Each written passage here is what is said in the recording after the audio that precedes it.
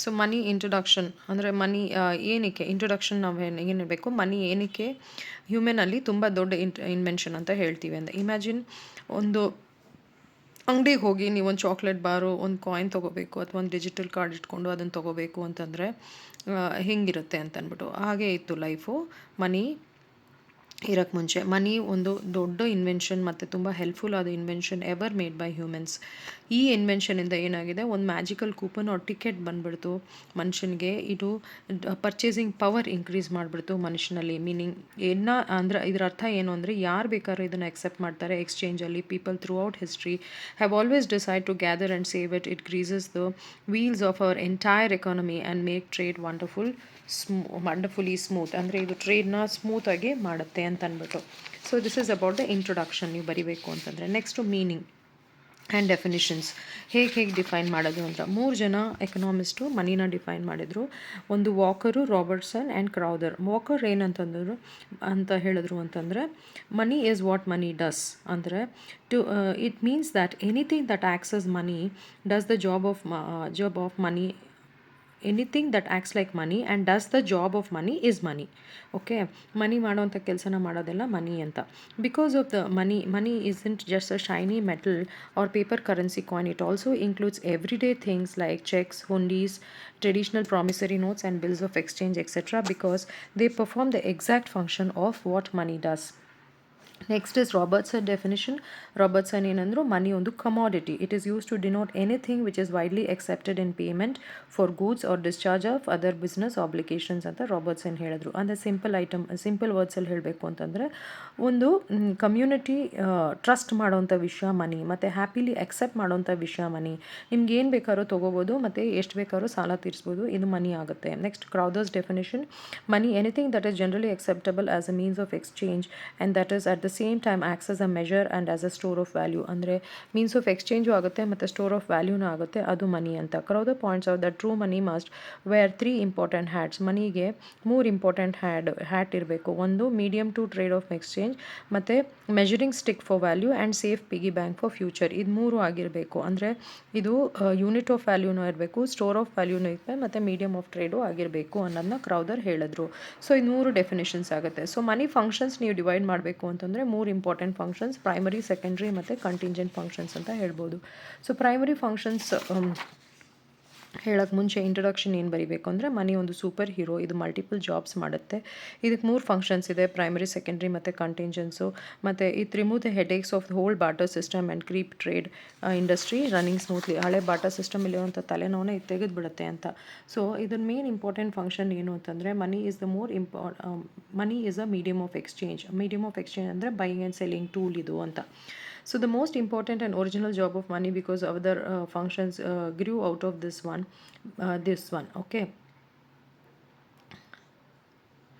ಎಲ್ಲ ಫಂಕ್ಷನ್ಸು ಇದರಿಂದ ಇದರಿಂದ ಹುಟ್ಕೊಂಡಿದ್ದು. ಸೊ ಮನಿದು ಮೋಸ್ಟ್ ಇಂಪಾರ್ಟೆಂಟ್ ಫಂಕ್ಷನ್ ಏನು ಅಂದರೆ, ಅದು ಬೈಯಿಂಗ್ ಮತ್ತು ಸೆಲ್ಲಿಂಗ್ಗೆ ಒಂದು ಟೂಲ್ ಆಗಿರುತ್ತೆ.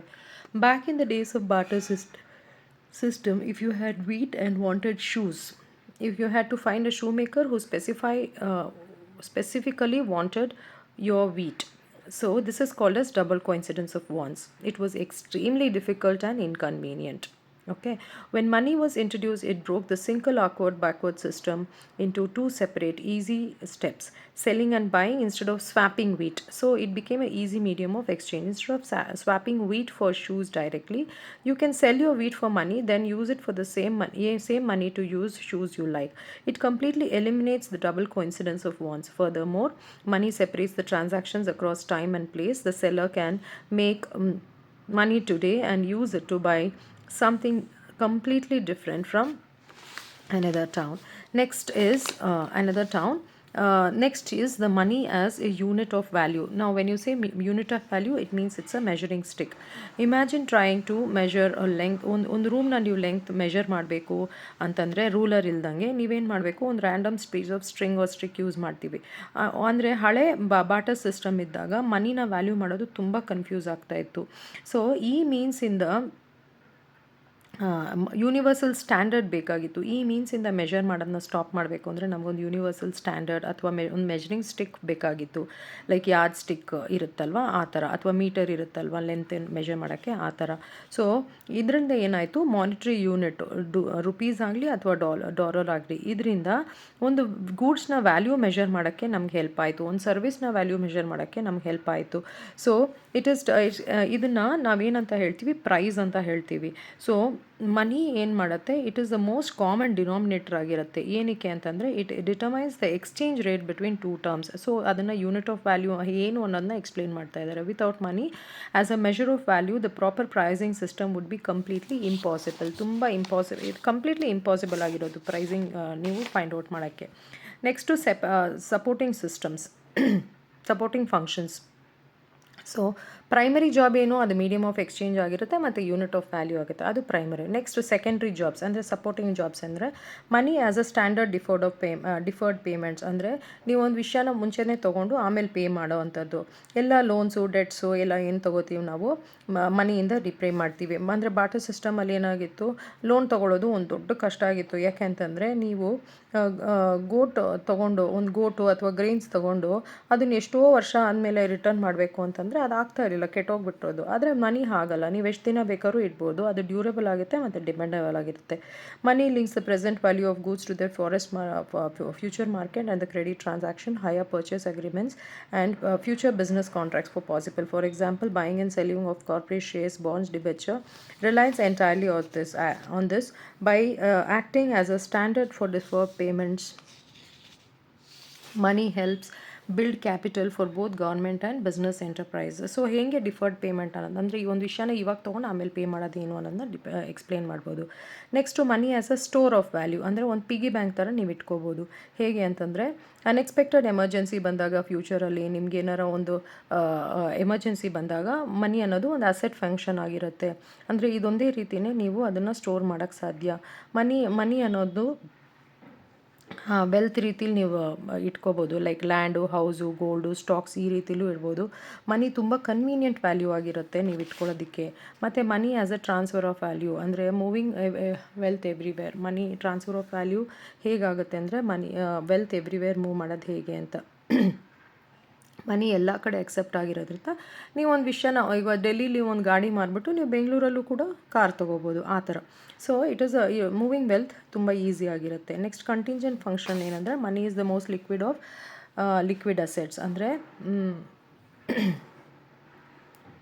ಎಕ್ಸ್ಟ್ರಾ ಸೂಪರ್ ಪವರ್ಸ್ ಏನೇನಿದೆ, ಕಂಟಿಂಜೆಂಟ್ ಆರ್ ಇನ್ಸಿಡೆಂಟಲ್ ಫಂಕ್ಷನ್ಸ್ ಅಂದರೆ ಇದು ತುಂಬ liquid of all the liquid assets ಆಗಿರುತ್ತೆ. Cash, bank savings, government bonds, company shares and physical goods. Money ತುಂಬ ಲಿಕ್ವಿಡ್ ಅಸೆಟ್ ಆಗಿರುತ್ತೆ ಬಿಕಾಸ್ ಅದು ಇನ್ಸ್ಟೆಂಟ್ಲಿ ಕನ್ವರ್ಟ್ ಆಗಿರುತ್ತೆ to any other goods, service and vice versa without losing time or value. Next the foundation of entire credit system. ಒಂದು credit ಸಿಸ್ಟಮ್ದು foundation ಆಗಿರುತ್ತೆ money. Modern business runs heavily on credit, but behind every bank loan, credit card, swipe ಏನು ಮಾಡೋದು money ಇರುತ್ತೆ. Commercial bank ಏನಾಗುತ್ತೆ, credit create ಮಾಡೋಕ್ಕಾಗಲ್ಲ unless it has sufficient cash reserves to back it up. ಅಂದರೆ ಅದರಲ್ಲಿ completely cash reserve ಇರೋ ತನಕ commercial bank cannot create credit. Okay. So next equaliser of customer satisfaction of business. So ಕಸ್ಟಮರ್ಸ್ಗೆ ಏನಾಗುತ್ತೆ, ಕಸ್ಟಮರ್ಗೆ maximum happiness ಬೇಕು. ಹೇಗೆ ಅಂತಂದರೆ ಅವ್ರ ದುಡ್ಡನ್ನು ಅವ್ರು ಬೇರೆ ಬೇರೆ ಗೂಡ್ಸಿಗೆ ಖರ್ಚು ಮಾಡಬೇಕು. ಮನಿ ಏನು ಮಾಡುತ್ತೆ, ಇದನ್ನು ಬ್ಯಾಲೆನ್ಸ್ ಮಾಡೋಕ್ಕೆ ಹೆಲ್ಪ್ ಮಾಡುತ್ತೆ. ಮತ್ತು ಫಾರ್ ಪ್ರೊಡ್ಯೂಸರ್ಸ್ಗೆ ಏನು ಮಾಡುತ್ತೆ, ಇದು ಪ್ರಾಫಿಟ್ ಕೊಡುತ್ತೆ ಮನಿ ಅನ್ನೋದು. Okay. For customers it helps them to spend.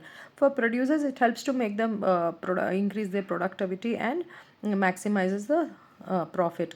So measuring national income, ನಮ್ಮ ನ್ಯಾಷನಲ್ ಇನ್ಕಮ್ನ ಮೆಷರ್ ಮಾಡೋದಕ್ಕೆ. ಅಂದರೆ ಒಂದು ಕಂಟ್ರಿ ಎಂಟೈರ್ ಇನ್ಕಮ್ಮು ಬಾಟರ್ ಸಿಸ್ಟಮಲ್ಲಿ ಮೆಷರ್ ಮಾಡೋಕ್ಕಾಗತ್ತಾ, ಆಗಲ್ಲ. ಸೊ ಅದು ಹೆಲ್ಪ್ ಮಾಡುತ್ತೆ. ಡಿಸ್ಟ್ರಿಬ್ಯೂಷನ್ ಆಫ್ ನ್ಯಾಷನಲ್ ಇನ್ಕಮ್, ನಾವು ವೇಜಸ್ ಡಿಸ್ಟ್ರಿಬ್ಯೂಟ್ ಮಾಡಬೇಕು, ರೆಂಟ್ ಡಿಸ್ಟ್ರಿಬ್ಯೂಟ್ ಮಾಡಬೇಕು, ಇಂಟ್ರೆಸ್ಟು, ಪ್ರಾಫಿಟ್ ಇದೆಲ್ಲ ಡಿಸ್ಟ್ರಿಬ್ಯೂಟ್ ಮಾಡಬೇಕು ಅಂದರೆ ಮನಿ ಇರೋದ್ರಿಂದನೇ ಸಾಧ್ಯ. Helpful in making smart personal decisions. ಅಂದರೆ ನಾವೊಂದು ಡಿಸಿಷನ್ ಮಾಡಬೇಕು ಅಂತಂದರೆ ಅದು ಹೆಲ್ಪ್ ಮಾಡುತ್ತೆ. ಒಂದು ಸ್ಕೂಟರ್ ತೊಗೋಬೇಕು, ಆಮೇಲೆ ಮುಂದಕ್ಕೆ ಏನಾರ ನೀವು ಇನ್ನೊಂದು ಕಾರ್ ತೊಗೋಬೇಕು ಅಂತಂದರೆ ಇವಾಗ ಸ್ಕೂಟ್ರ್ ಮಾರಿ ನೀವು ದುಡ್ಡು ಸೇರಿಸ್ಬಿಟ್ಟು ಆಮೇಲೆ ಮುಂದೆ ತೊಗೋಬೋದು.